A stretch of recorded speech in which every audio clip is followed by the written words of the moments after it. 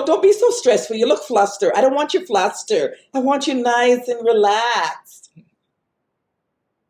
She's muted.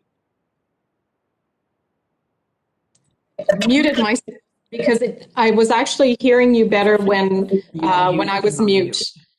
So I'm wondering if we could mute and unmute if that makes a difference.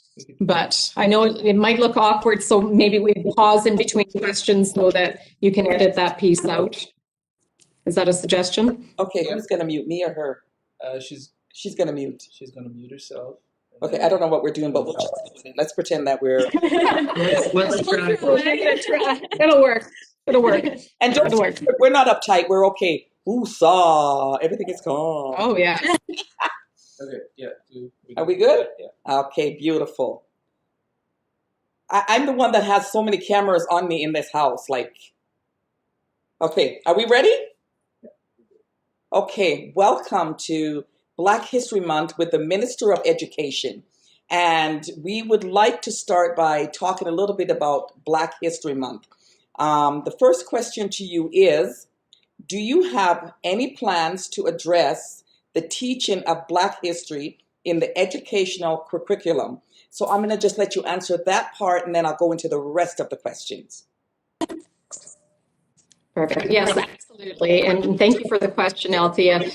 In fact, in the new updated curriculum that we will be rolling out here in the very near future, we will have embedded in the curriculum, in the K-6 curriculum, Black history. So we feel strongly that this is something that we need to provide to all our students so that they can have a better understanding of the wonderful contributions made by the Black community in Alberta. I know they settled here in the early 1900s.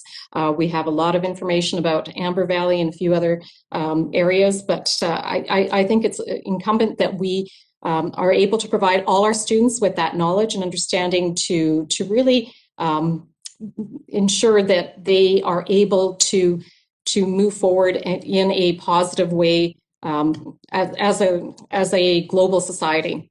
When I look at the contributions of people that I believe to be trailblazers in Alberta, we look at Minister Madhu, the first Black minister, Justice Minister, Solicitor General of Alberta, and actually the first minister in Canada, Black Minister of Justice in Canada. We have trailblazers right here in Alberta, and so he was instrumental in having Dr. Marvin Washington and Dr. Okome be part of our curriculum working group advisors so that they could advise us as we built the new curriculum for K-6. So another question, with that being said, is it possible to have women and men of color to be implemented into that curriculum? The study, I have a lot of people around that knows the Black history really, really good. They've dug up all the archives of it. I feel that when history is spoken about Black people, it's usually mentioned slavery.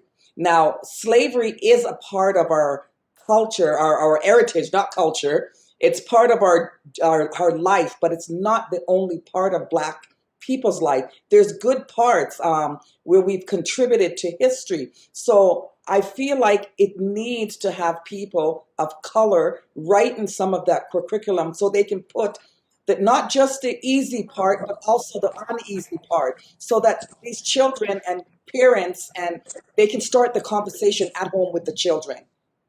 Is that I agree wholeheartedly. History has to reflect all of the history, not just the negative side, but the positives as well. And so to be really reflective, as I say, Dr. Washington and Dr. Okoma are both Black scholars here in Alberta that have provided their input. But the great thing about the draft K-6 curriculum that we will be bringing out very shortly will be put public, and we will be asking everyone in Alberta to be able to provide their feedback and their input in. And we are taking that feedback very, very seriously and looking at where we can incorporate it. So we will have what you will see, and I look forward to hearing from you, Althea, after you have a chance to review it here in the near future. To get your feedback on where we could make improvements, because we really do want to provide a holistic view of Black history, not just a select view from one side. That is fantastic. So I've also, for me, and this is just from me, and I'm not a teacher by any means. I just sow seeds. I try to sow good seeds. And I was wondering, is it possible for a course or a class to teach the children that there's only one race? Because I feel like the children are confused based on the parents at home, based on whatever their belief is. But there's only one race of people. There's not a black race, an East Indian race, a Chinese race. We're all the human race. So is there something that we can teach them so they can understand that each and every one of us is the same? We're cut from the same cloth. We just look different. Absolutely. And if we all look the same, we have to let the children know how boring that would be, would it not? Absolutely, and you know, I'm a very strong believer that we are all humankind, and you know, when you look at where we can lead our children, where you know where we can make inroads in terms of breaking down barriers, breaking down biases, looking at resolving anti-racism, you know, or resolving racism issues, I should say, that all starts with education. And education that we are all human beings. First and foremost, we are all human beings. And that is integral to what, you know, you will find within, not just within curriculum, but within the culture of education, which is beyond just curriculum. You can teach facts to children, but to really internalize those facts, they need to feel that, yes, they are valued first and foremost for who they are as a human being. And so that's very, very important to us. And what you will see reflected in the K-6 curriculum that is coming out here very shortly is that every student, regardless of what race or what culture or what religion they happen to be, that they can see themselves reflected in that curriculum and that they will feel safe and valued within our schools. That is the ultimate goal of education, is that every child can see themselves contributing positively to society, and what you know, that what they bring with them is their heritage, where they came from, but that there's so much more that they can do and more places that they can go. And we can just provide a safe, welcoming environment for every single student, and that they will be able to move forward and succeed in life, whatever their journey looks like. Great answer. We're going to run on to our third question. It says, how can nonprofit and media groups like me help you in forwarding and expanding of Black history education to fairly represent people of color, including the Indigenous people?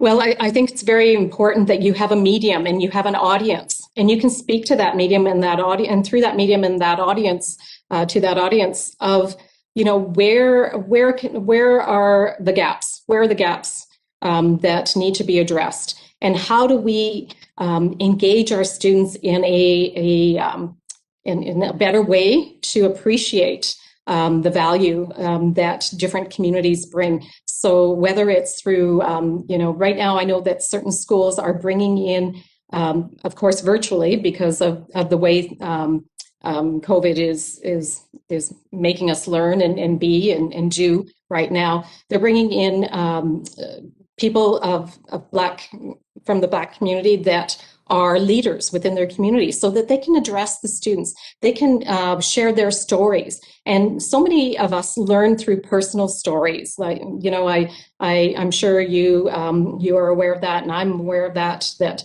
you know, those personal stories really touch us.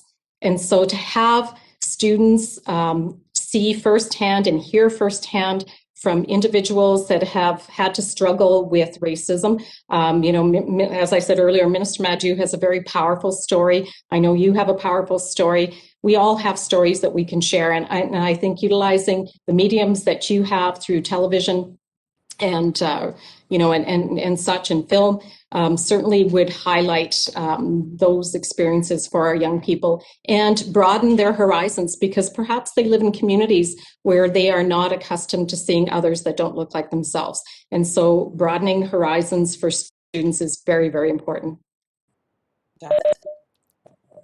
Our next question is, are there any outstanding Black leaders that have made great contribution? I feel like I've asked you this one. Did I? Let's try it anyways. Are there any Sure. outstanding Black leaders that have made great contribution to the advancement of education in Alberta and Canada you would want to highlight, especially now for Black History Month? Well, I think there's so many, that we can look at, but I think the one that comes to mind most right now is the leaders that are in place at this very moment. When we look at Minister Madhu and what he's doing, what a trailblazer. The first Black Minister of Justice and Solicitor General in all of Canada. That is huge. I know. Leslie Lewin, the work that she's doing in politics right now as well. I think there's so many that we can point to, but I really believe that to expose more students to more stories, see how how those contributions have really made a beneficial impact in Alberta and in Canada. There's so many that I don't know who to choose from, but those two stick out in my mind first and foremost, right at this moment. Fantastic. I've also interviewed Minister of Justice last week. So yes, he does have quite a story, and we are proud of him. And congratulations to him on everything he's doing. And he's doing a lot of great things. He started carding and everything else.